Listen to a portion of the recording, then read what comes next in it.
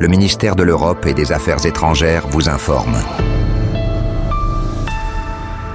Françaisdanslemonde.fr vous accompagne dans votre aventure de mobilité internationale, que ça soit pour des vacances, pour une nouvelle expatriation ou peut-être pour le retour en France.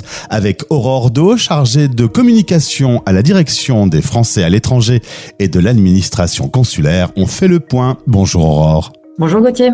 Alors à la veille des vacances, quelles précautions faut-il prendre avant un départ pour un voyage à l'étranger ?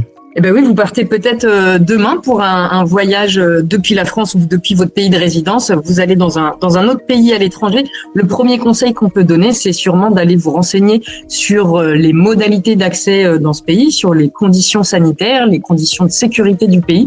Et là, vous trouvez toutes les informations disponibles dans la rubrique Conseil aux voyageurs du site France Diplomatie, le site du ministère de l'Europe et des Affaires étrangères. Vous saurez comme ça, par exemple, s'il y a besoin d'une vaccination spécifique pour vous rendre sur votre lieu de vacances. Deuxième petit conseil, vous pouvez vous inscrire. On vous recommande vivement de vous inscrire sur le fil d'Ariane. C'est une application du Centre de crise et de soutien du ministère des Affaires étrangères. L'objectif, c'est en cas de crise dans le pays dans lequel vous vous trouvez. Et quand on parle de crise, on entend crise politique, mais aussi crise climatique, événements naturels. Vous pourrez être contacté par le centre de crise ou par le consulat qui aura vos coordonnées et vous donnera les informations sur ce que vous devrez faire, si un rapatriement collectif est prévu, un point de rassemblement ou autre. Et puis, autre petit conseil, évidemment, vérifiez votre assurance.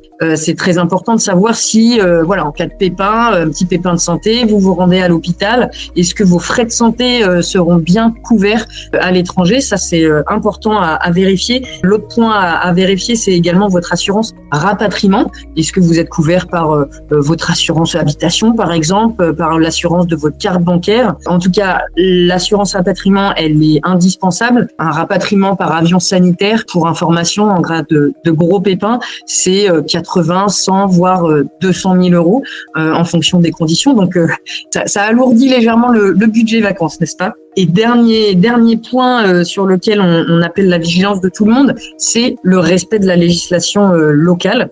À l'étranger, l'étranger c'est nous, donc à nous de nous adapter à la législation locale. Ce qui est autorisé en France l'est peut-être pas sur votre lieu de vacances. Et on a trop souvent des Français qui terminent les vacances pas vraiment comme ils l'auraient souhaité.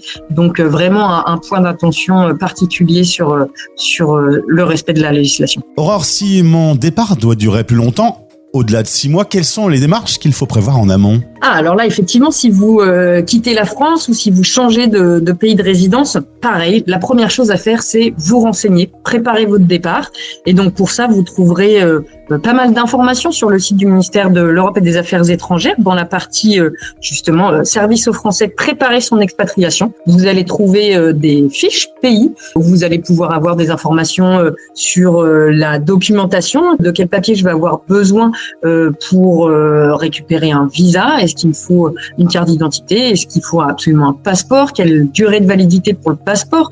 Est-ce qu'il faut que je recueille un visa long séjour en amont? Est-ce que les démarches pour obtenir un titre de séjour se font sur place? Ça, vous retrouverez donc toutes ces informations sur le site des consulats et puis sur le site France Diplomatie. Deuxième point, il faudra prévenir les administrations françaises qui sont concernées par votre départ. Si vous partez plus de 6 mois, il faudra effectivement déclarer votre nouvelle résidence aux impôts, à France Travail par exemple, si vous cherchez un emploi ou si vous touchez des allocations, à la CAF, le cas échéant. Et comme ça, vous mettez à jour votre dossier auprès de toutes ces administrations. Et puis enfin, il est important de vérifier quelle sera votre protection sociale. Ça peut varier en fonction de votre futur statut. Est-ce que vous serez détaché, expatrié, recruté sur place? Est-ce qu'il existe une convention bilatérale entre la France et votre futur pays de résidence? Pour ça, vous aurez toutes les informations sur le site du CLES, CLEI2S. Également, en matière de fiscalité, vous aurez les informations sur les conventions bilatérales entre la France et votre pays de résidence en matière de fiscalité.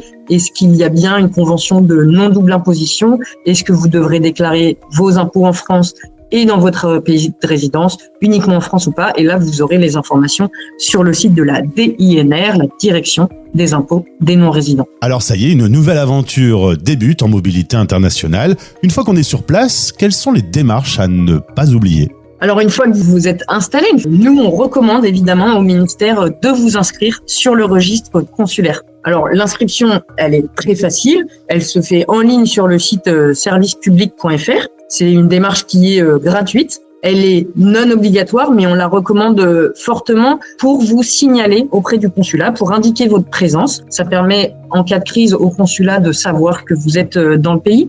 Ça permet au ministère également d'avoir une meilleure idée, une idée très fine de sa communauté française à l'étranger, donc éventuellement d'adapter son dispositif. Et puis, c'est une démarche qui vous permet de simplifier quelques démarches au consulat. Ça vous permet également de bénéficier de certaines aides sociales, des bourses scolaires, par exemple. Si vos enfants français sont scolarisés dans un établissement affilié à l'AEFE, l'Agence de l'enseignement français à l'étranger, vous pouvez, en fonction de votre situation, bénéficier de bourses scolaires. Mais pour ça, il faut impérativement être inscrit au registre. À ce jour, on le sait encore, la moitié de nos auditeurs ne sont pas inscrits sur le registre. On ne peut que les inciter à le faire. Effectivement. Aurore, dernier sujet, l'été c'est peut-être le synonyme d'un retour en France. Alors là, comment se préparer ? Effectivement, Gauthier, l'impatriation ou la réimpatriation, je ne sais pas comment on dit, c'est effectivement un sujet. C'est parfois un sujet difficile. On peut se retrouver un petit peu démuni face à l'ampleur des démarches à effectuer vis-à-vis des différentes administrations en France au moment du retour. Et donc là, un seul conseil, rendez-vous sur le site servicepublic.fr qui a mis en ligne un excellent simulateur de retour. Là, il faut se rendre dans la partie des moments de vie. Il y a une fiche spécifique. Je rentre en France après un séjour à l'étranger. Vous aurez, en fonction de votre situation, vous revenez seul, en famille, avec des enfants, etc. Vous aurez les différentes procédures, les différentes démarches qu'il faudra accomplir au moment de votre retour. Autre conseil, si jamais vous étiez inscrit au registre consulaire, il faudra penser également à se radier du registre. Et ça peut notamment faciliter vos démarches par rapport aux services douaniers. Et si vous étiez également inscrit sur la liste électorale consulaire, parce que je rappelle qu'on peut voter directement à l'étranger via son consulat, à condition d'être inscrit sur la liste électorale consulaire. Et donc, au retour en France, il faudra penser à vous réinscrire sur une liste électorale auprès de votre nouvelle commune. La radiation du registre n'entraîne pas la radiation de la liste électorale consulaire. En tout cas, que ça soit sur un plan logistique, administratif ou encore préparation mentale, je vous renvoie sur le dossier spécial Retour en France sur fdlm.fr. Aurore, merci beaucoup. Un bon été à toutes les administrations et on se retrouve à la rentrée. Merci beaucoup Gauthier, bonnes vacances à toutes et tous. C'était un message de la Direction des Français à l'étranger et de l'administration consulaire.